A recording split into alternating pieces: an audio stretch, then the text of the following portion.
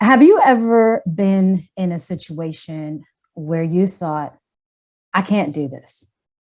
Like, there is absolutely no way I can do this. I do not have the capability, the experience, the knowledge, the experience. And I think we all have. Now, what did you end up doing?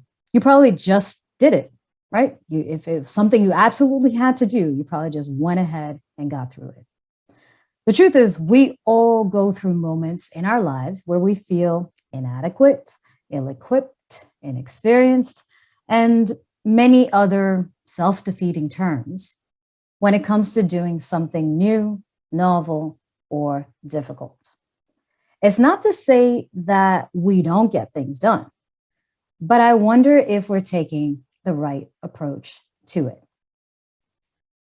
Now, we've all heard of the importance of being present, being in this moment with this person, this thing, this activity, and ignoring everything else. But today, I would like to tell you to take a step back from that. Get out of the box of the moment and that person and that thing, and think about your past and your surroundings instead. Where we are, who we're with, and what we're doing is not as new as it seems. And there's actually a lot that we can learn and apply from our past and our experiences to increase our familiarity with a situation that's present so that we can improve ourselves. So I'm going to walk you through a few areas that I'm sure we have all felt inadequate or incapable. First of all, I feel like everyone can do it in this meeting at least, but raise your hand if you've looked at certain exercises, physical exercises, fitness exercises, and thought, there's no way in hell I could do that. Okay. How about a push-up? Who can't do a push-up? Raise your hand. See, I just knew everyone here would have been able to do it. How about a staggered push-up? Or a diamond push-up?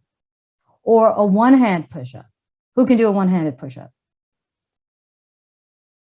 Yeah, my hand's still up because I can. And the reason is not because if I looked at the push-up itself and I was like, oh my God, a one-handed push-up, how the hell would you ever do that? But that's not how I looked at it. I looked at it going from what I could already do. I could do a push-up. So what are the things that I'm exercising? What are the muscles that are coming into play that require the stability, that provide the stability to be able to do this? And slowly I understood where to position my hand and what muscles I had to develop to be able to do it with one hand.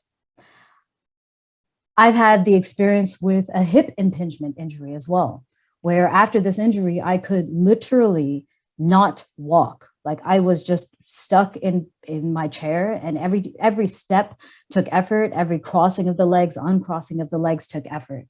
And I thought that there's no way I'm going to be able to get back into working out. I actually got the injury from a squat.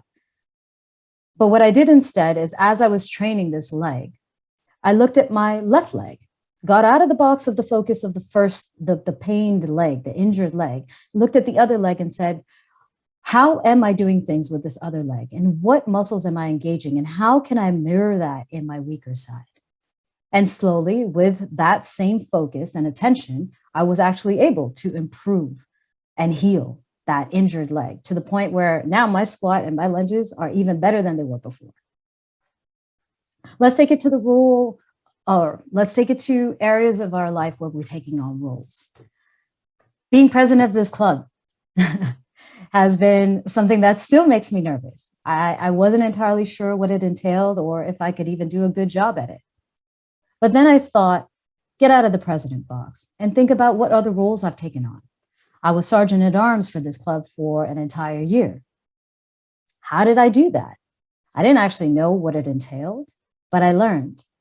So the skill that I transferred to my role as president is maybe not sergeant at arms itself, but that I can learn just like I did in that role, that I have a support network of people that can help and that I can ask for help, just like I did in that role, and that there are resources for this role, just like there are for that role. So being president is brand new, but when I get out of that box, it's more about learning how to fulfill the responsibilities of a new role, just like I did in the past.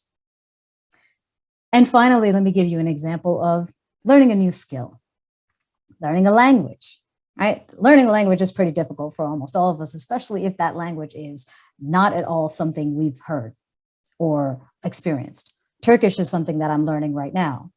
And I actually just realized this as a way to approach learning Turkish based on writing this speech, which is how you change your environment and how you make everything relatable. So Turkish, for example, quite difficult, different language, different structure, everything. But if I had to think about the many ways that I can say thank you, I know thank you in multiple languages. Gracias, grazie, merci, teşekkürler, komapsamnida, şişe, in tons of languages. And the reason I know that is because when I was in those countries, I had to learn it. Was forced to understand it and forced to figure out how to communicate. So now I'm going to take that same experience of how I learned those words in all these languages to my environment and start to look at my space and say, what is this in Turkish? How can I make this relatable to now? So in this way, basically, there are so many things that we might feel like we don't know, like a specific thing, but we do have experience with many other things that we can relate back to that thing that we're struggling with. From that bird's eye view, we can narrow back in and pinpoint the weak points. And then not only can we pinpoint them, but we also know what steps to take to strengthen them. So to ask all of you, what do you feel you can't do or feel is too difficult? But rather, how will you get out of that box and empower yourself? Thank you very much.